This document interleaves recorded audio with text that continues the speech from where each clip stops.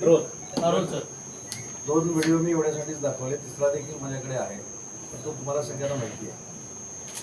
त्याच्यामध्ये संजय राऊतांनी असं म्हटलेलं आहे की छत्रपती श्रीमंत उदयनराजे भोसले हे वंशज आहेत, याचा पुरावा त्यांनी महाराष्ट्राला द्यावा.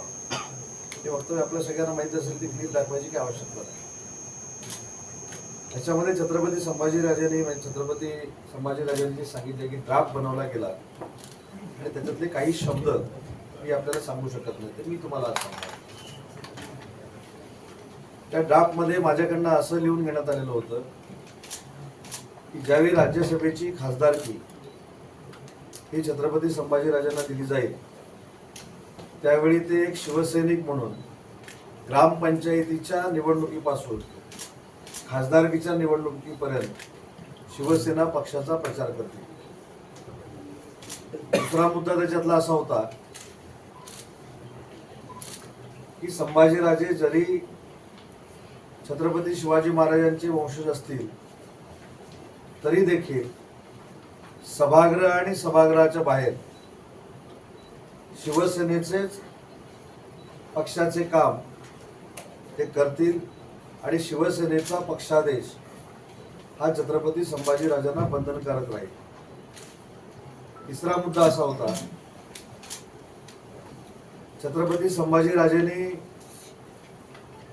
भूमिका मांडत असताना पूर्ण महाराष्ट्रामध्ये ही फक्त आणि फक्त शिवसेनेचीच मांडली पाहिजे, हा तिसरा त्याच्यातला मुद्दा होता. चौथा त्याच्यातला महत्वाचा मुद्दा होता की छत्रपती संभाजीराजेंनी पत्रकार परिषद घेऊन मान्य केलं पाहिजे की पक्षप्रमुख शिवसेनेचे जे आहेत तेच माझे नेते आहेत, त्यांचाच मी आदेश मानणार आहे.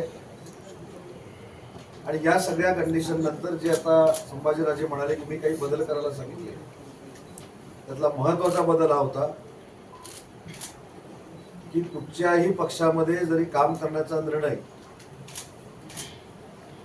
मी घेईन किंवा न घेईन हा माझा वैयक्तिक प्रश्न आहे, परंतु मी छत्रपती शिवाजी महाराजांचा वंशज असल्यामुळं ग्रामपंचायतीच्या स्तरापासून खासदारकीच्या स्तरापर्यंत प्रचाराचे मुद्दे पक्षाचे मांडणं हे माझ्या दृष्टीनं योग्य ठरणार नाही. परंतु महाविकास आघाडीचं म्हणून जर मला पुरस्कृत करत असाल तर छत्रपती शिवाजी महाराजांचा विचार हा तळागाळापर्यंत पोहोचवण्याचा मी प्रयत्न करेन. महाराष्ट्रातल्या गडकिल्ल्यांचं जे संवर्धन आहे ते करण्याचा मी प्रयत्न करेन. आणि हा सगळा मी ड्राफ्ट लिहित असताना मला समोरून फोन यायचा, मी ते हाताने लिहायचो, छत्रपती संभाजीराजांना दाखवायचो. याच्यानंतर शेवटी छत्रपती संभाजीराजांनी असं सांगितलं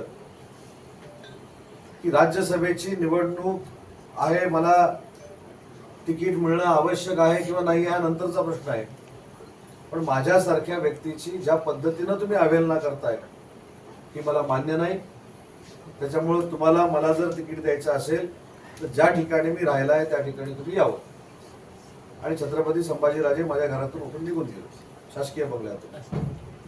त्याच्यानंतर परत मला फोन आला की काही करून त्यांचा शिवसेनेमध्ये प्रवेश करून घेतलाच पाहिजे.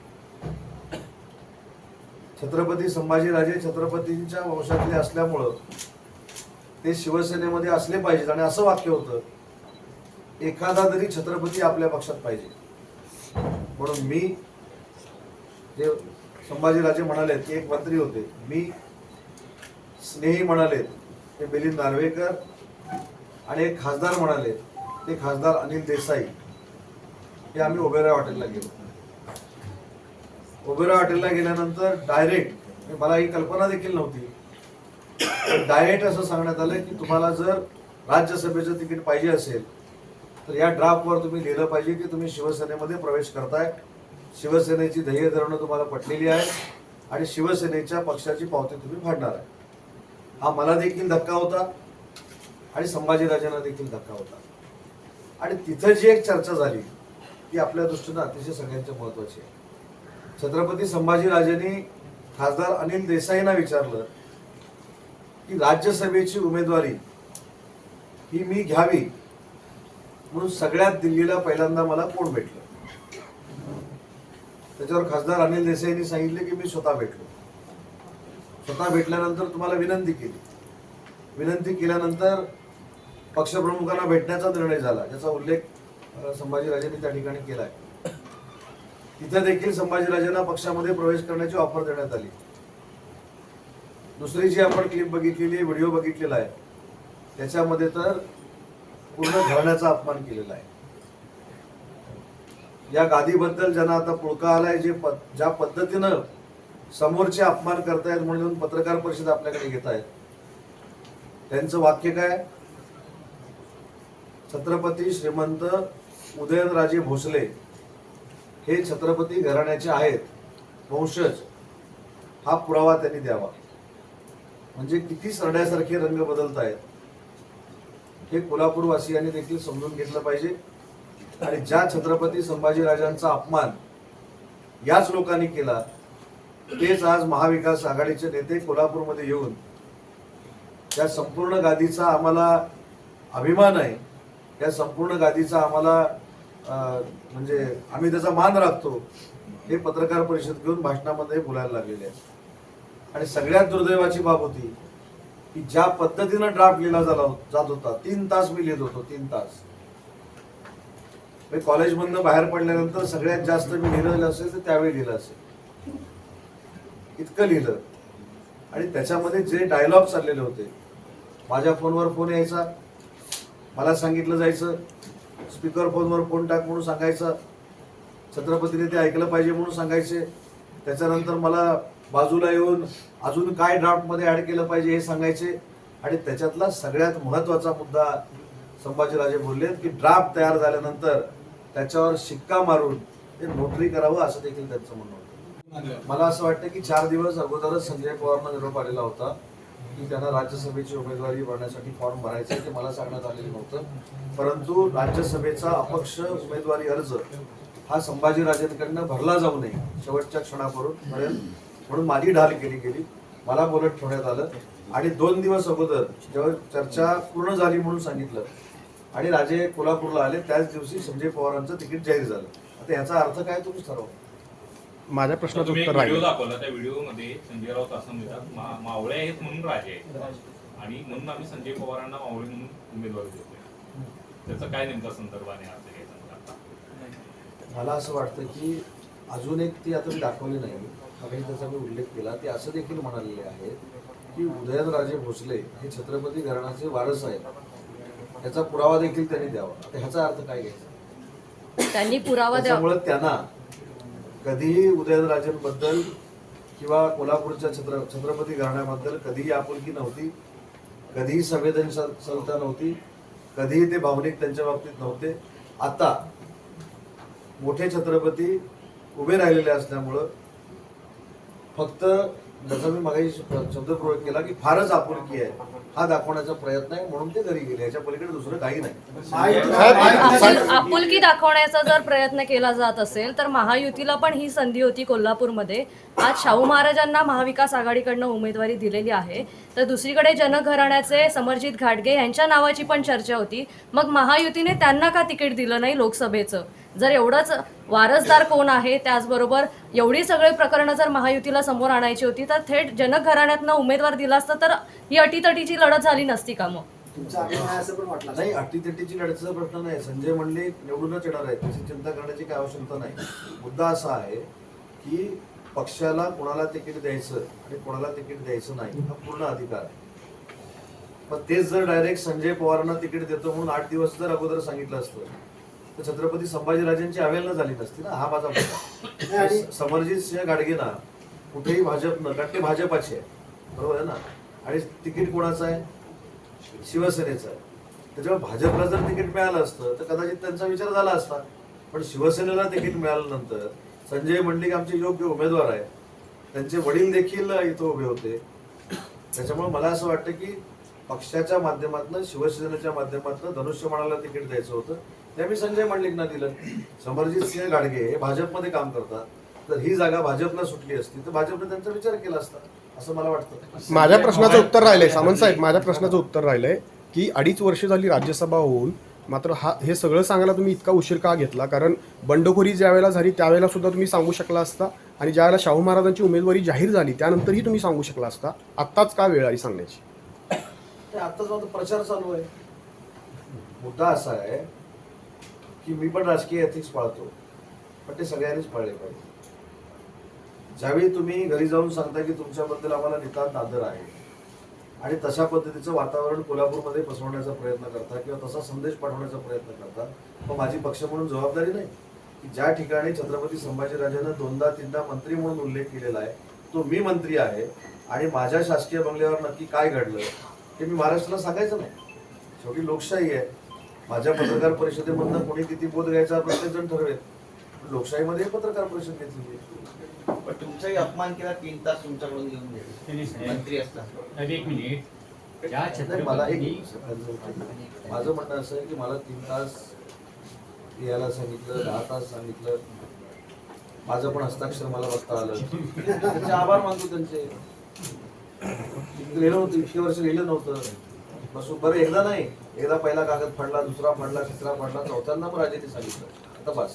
तुम्ही मगाशी म्हणला तुम्ही त्यांना सांगितलं होतं की नाही त्यावेळी लिहून जेव्हा ड्राफ्ट बनवत होता तेव्हा आपण वरिष्ठांना बोलला होता की चुकीचा प्रयत्न होता. 100% बोललो होतो, ते नाही साहेब. 100% बोललो होतो. पण माझी प्रामाणिकपणाची इच्छा, तुम्ही मला कुठेही घेऊन जा, नाही तर नार्को टेस्ट करा, माझी हीच इच्छा होती की छत्रपती संभाजीराजेंना तिकीट मिळावं. ह्याच्या पलीकडे माझा कुठचाही vested इंटरेस्ट नव्हता.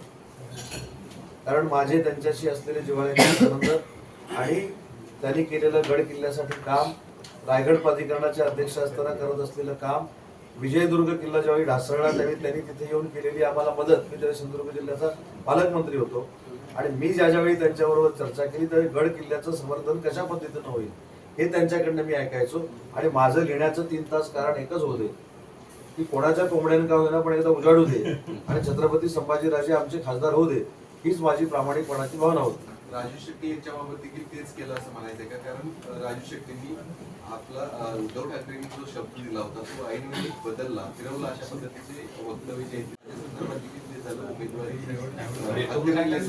नाही, मला असं वाटतं की राजू शेट्टींचा जो विषय आहे त्याला वेगवेगळे अजून पैलू आहे. राजू शेट्टींना उमेदवारी का दिली नाही हे माझ्यापेक्षा तुम्ही जास्त जाणता. वाळव्यामधनं त्यांना कोणाचा विरोध होता हे पण तुम्हाला सगळ्यांना. राजू शेट्टींच्या उमेदवारीबद्दल मला बोलण्याचा अधिकार नाही. तिथं गणेश माने आमचे उमेदवार आहेत, ते नक्की विजयी होतील. पण मगासपासून आपली जी पत्रकार परिषद चालू आहे त्याच्यामध्ये जो काय थोडाफार संभ्रम होतोय की मी त्यावेळी विरोध का केला नाही. मी आजही सांगतो, मी 4 वेळा सांगितलं होतं की छत्रपती संभाजीराजांकडनं असं लिहून घेणं योग्य नाही. पण नंतर मला असं सांगण्यात आलं की आपण त्यांना उमेदवारी देतोय ना, मग लिहून घ्यायला काय हरकत आहे. आणि मी स्पष्ट सांगितले की माझा स्वार्थ हाच होता की त्यांना फक्त उमेदवारी मिळावी आणि ते राज्यसभेचे खासदार व्हावे. आणि त्याच्या पलीकडे जाऊन सांगतो, मी ज्यावेळी एकदा दिल्लीमध्ये गेलो होतो, मला छत्रपती संभाजीराजांनी सन्मानपूर्वक त्यांच्या बंगल्यावर बोलवलेलं होतं. त्यांच्याकडे तो बंगला 6 महिने एक्सटेंड झालेला होता आणि माझी इच्छा अशी होती की तो बंगला त्यांनी ज्या पद्धतीनं एक राजवाड्याचा लुक आणि बनवलेला होता तो त्यांच्याकडेच राहावा आणि तिथून महाराष्ट्र लोकांना कळावा, ही माझी प्रामाणिकपणाची भावना होती. हे जरी आज ते महाविकास आघाडीचा प्रचार करत असले तरी ह्याच्यामध्ये एक जरी वाक्य खोटं असेल तरी तुम्ही त्यांना विचारा. सर, आज महाराष्ट्र आणि संयुक्त महाराष्ट्राचं जे स्वप्न होतं सरकार नेमकं काय? हा अतिशय महत्वाचा प्रश्न आहे की सीमा भागातली जी गावं आहेत त्याच्यामध्ये आता इथं सुद्धा बसलेले आहेत आमचे जतच्या भागामध्ये ते काम करतात. जत हा देखील अतिशय जवळचा तालुका आहे.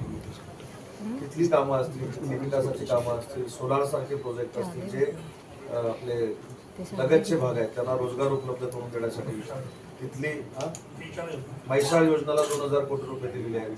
आणि सगळ्यात महत्वाची गोष्ट आणि आपलं सगळ्यांचं दुर्दैव की या मराठा म्हणजे आपली मंडळ आहे किंवा आपली महाराष्ट्रातली मंडळ आहे त्यांना महाराष्ट्र सरकारमार्फत आपण निधी द्यायची, तो मागच्या 2.5 वर्षामध्ये बंद झाला. पण एकनाथ शिंदे साहेबांच्या नेतृत्वाखाली तो पुन्हा एकदा निधी द्यायला सुरुवात झालेली आहे. आम्ही सीमा भागातील लोकांच्या 100% पाठीशी आहोत. पण आजचं महाविकास आघाडीचं दुर्दैव बघा त्यांचा जो अजेंडा आहे त्याच्यामध्ये आम्ही सीमा भागासाठी काहीतरी करणार आहोत, सीमा भागाच्या बाबतीत काहीतरी पुढे जाणार आहोत, हे कुठेही त्यांनी लिहिलेलं नाही. याचं कारण कर्नाटकमध्ये काँग्रेसचं सरकार आहे आणि असं काहीतरी आम्ही लिहिलं तर काँग्रेस आमच्यावर नाराज होईल आणि राहुल गांधी आम्हाला वाऱ्यावर सोडतील, या भावनेतनं सीमा भागाच्या बाबतीत कोणी लिहिलेलं नाही. परंतु सीमा भागाच्या बाबतीत आम्ही सकारात्मक आहोत. सुप्रीम कोर्टामध्ये लढाई सुरू आहे, त्या ठिकाणी चांगले वकील आपण दिलेले आहेत आणि पूर्ण महाराष्ट्र सरकार सीमावासियांच्या सोबत आहे, हे मी 1 मेच्या दिनाच्या निमित्तानं सांगतो. साहेब, सुप्रीम कोर्टात तुम्ही जे म्हणताय तर आजपर्यंत महाराष्ट्र सरकारनं आपला वकिली दिली अशी चर्चा आहे.